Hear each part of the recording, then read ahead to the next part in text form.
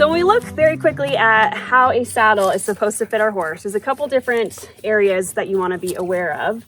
The first is going to be the shoulder area, or the width of your saddle tree. So the angle of your saddle tree should be parallel with the angle of the shoulder. The saddle needs to allow for the shoulder to move freely as the horse moves forward. Anytime you have a saddle that's going to impede on this area here, you're going to get a lot of pinching, a lot of nerve damage. This is where the shoulder cartilage is. And when you impede in this area, you'll get a horse that's reluctant to move forward. It's not going to perform as well, and you can get a lot of nerve damage here on our horses. Horses that have had saddles on them that don't fit and they've had that saddle for a long period of time, you'll see white marks, white dots on our horses. Now she's white here, so obviously we're not going to see that. But in your dark colored horses, these white patterns, potentially right here in the shoulder wither area.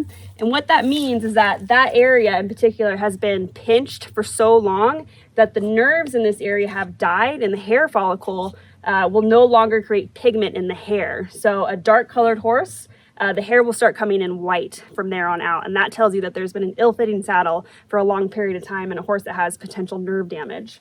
When we are fitting a horse, we're talking about the carrying area of our horse.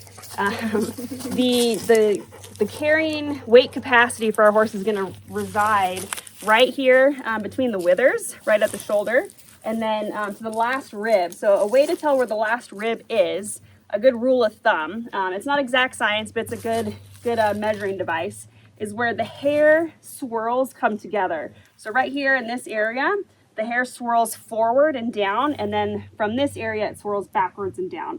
And where those two areas come together, straight up from there is your last rib in the for most cases, and that's where the last area of weight carrying capacity is for your horse. So you can have saddle, especially in our Western saddles where the skirts are longer, those can go past that area because they're not carrying weight.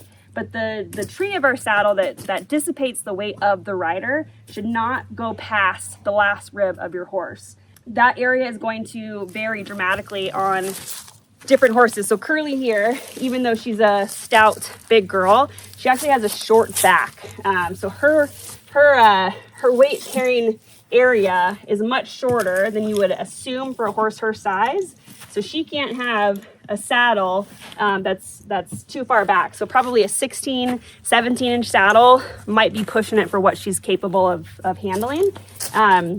So when you're looking at those areas of our horses, that's the most important, is where is the weight carrying capacity of our horse? And then the angles of the bars. We don't want to make sure our shoulders are not getting pinched. There's all sorts of other areas you want to make sure you're looking for with saddle fit, but those are, in my opinion, the first two areas of importance when you're assessing saddle fit for your horse.